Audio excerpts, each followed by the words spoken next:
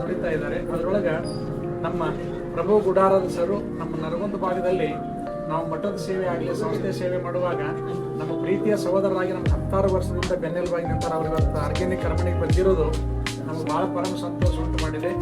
ಅವರಿಗೆ ಈ ವರದಾಶ್ರೀ ಫೌಂಡೇಶನ್ ವತಿಯಿಂದ ಕಾರ್ಯಕ್ರಮಕ್ಕೂ ಸ್ವಾಗತ ಮತ್ತು ಅಮೃತ ಬುಟ್ಟಿಯನ್ನು ಸ್ವೀಕರಿಸಬೇಕಂತ ಬೇಡ್ಕೊಳ್ತೇನೆ.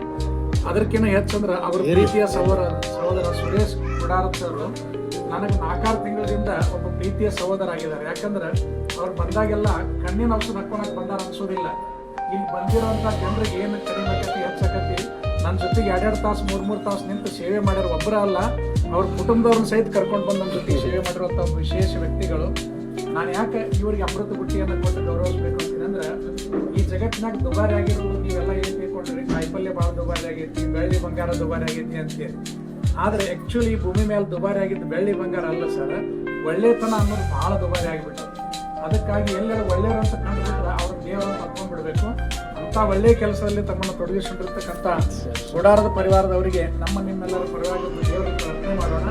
ಮಕರ ಸಂಕ್ರಮಣ ಬಂತು ಸರ್, ಮುಂದಿನ ಮಕರ ಸಂಕ್ರಮಣ ಬರೋದ್ರೊಳಗೆ ದೇವರು ನಿಮಗೆಲ್ಲ ಸಕಲ ಸೌಭಾಗ್ಯ ಕೊಟ್ಟು ಇನ್ನಷ್ಟು ಸೇವೆ ಮಾಡೋ ಶಕ್ತಿ ಕೊಟ್ಟು ಬೇಡ್ಕೊಂಡು, ನಮ್ಮ ಪತ್ರಿಕಾ ರಂಗದಲ್ಲಿ ಅಮರೇಗೌಡ ಗೊಂಡವಾರ ಸರು ಅವರು 25 ವರ್ಷಗಳ ಸುದೀರ್ಘವಾದಂಥ ಪತ್ರಿಕಾ ಪಯಣದಲ್ಲಿ ಅವರು ಕಣೇರಿ ಮಠದ ಪರಮಶಿಷ್ಯರಾಗಿ ವರದಶ್ರೀ ಮುಖ್ಯಸ್ಥರಲ್ಲಿ ಒಬ್ಬರಾಗಿ ಅವರು 20,000ಕ್ಕಿಂತ ಹೆಚ್ಚು ಲೇಖನಗಳನ್ನು ಬರೆದ ನಾಡಿಗೆ ಈ ಭಾಗಕ್ಕೆ ಯಾರಾದರೂ ವಿಶೇಷ ರಾಜಕಾರಣಿಗಳಾಗಲಿ ಅಧಿಕಾರಿಗಳು ಯಾರಾದರೂ ಬಂದರೆ ನೈಜ ಮಾಹಿತಿಗಾಗಿ ಅಮರೇಗೌಡ ಸರನ್ನು ಸಂಪರ್ಕಿಸುವಂಥ ಒಂದು ವಿಶೇಷ ವ್ಯಕ್ತಿತ್ವದ ಅವರಿಗೆ ನಾವು ಪತ್ರಿಕಾ ರಂಗದ ಲಾಲ್ ಬಹದ್ದೂರ್ ಶಾಸ್ತ್ರಿ ಹೇಳ್ತೀವಿ. ಅವರು ನಮ್ಮ ಅಮೃತ ಹಸ್ತದಿಂದ ನಮ್ಮ ಪ್ರಭು ಗುಡಾರದ ಸರ್ಗೆ, ಸುರೇಶ್ ಗುಡಾರದ ಸರ್ಗೆ ಅಮೃತ ಬುಟ್ಟಿಯನ್ನು ಕೊಡಬೇಕು. ನೀವೆಲ್ಲರೂ ಅದಕ್ಕೆ ಕೈ ಜೋಡಿಸ್ಬೇಕು ಅಂತ ನಾನು ಕೇಳ್ಕೊಳ್ತಾ ಇದ್ದೆ.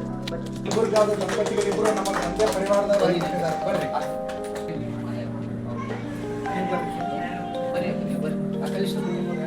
ಅಮೃತ ಬುಟ್ಟಿ ಅಂದ್ರೆ ಅಮೃತ ಬುಟ್ಟಿ ಸನ್ಮಾನ ಪೂಜೆ ಮಾಡಿರ್ತೇವೆ.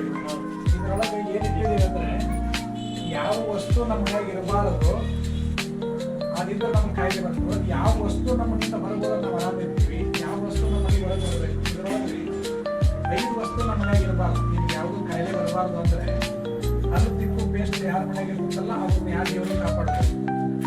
ಆಮೇಲೆ ಪಾಕಿಟ್ ಎಣ್ಣೆಲಿ ಅಡುಗೆ ಮಾಡಬಾರ್ದು, ಪೇಸ್ಟ್ಗೆ ಹಲ್ ಸಿಕ್ಕಬಾರ್ದು, ತೆಳ್ಳ ನುಗ್ಗಲೆ ಅಡುಗೆ ಮಾಡಬಾರ್ದು, ಸಕ್ಕರೆನ ಅಡುಗೆ ಬಳಸಬಾರ್ದು ಇರಬಾರ್ದು. ಇನ್ನು ಬ್ಯಾಳೆ ಬೆಲ್ಲ ಅಕ್ಕಿಗಳನ್ನು ಸಾವಯವ ಪದಾರ್ಥ ಊಟ ಮಾಡಬೇಕು. ಅದಕ್ಕಾಗಿ ಪೇಸ್ಟಿನ ಬದಲಾಗಿ ಹಲ್ಪುರಿಯಿಂದ ಹಲ್ ತೆಗಿಬೇಕು.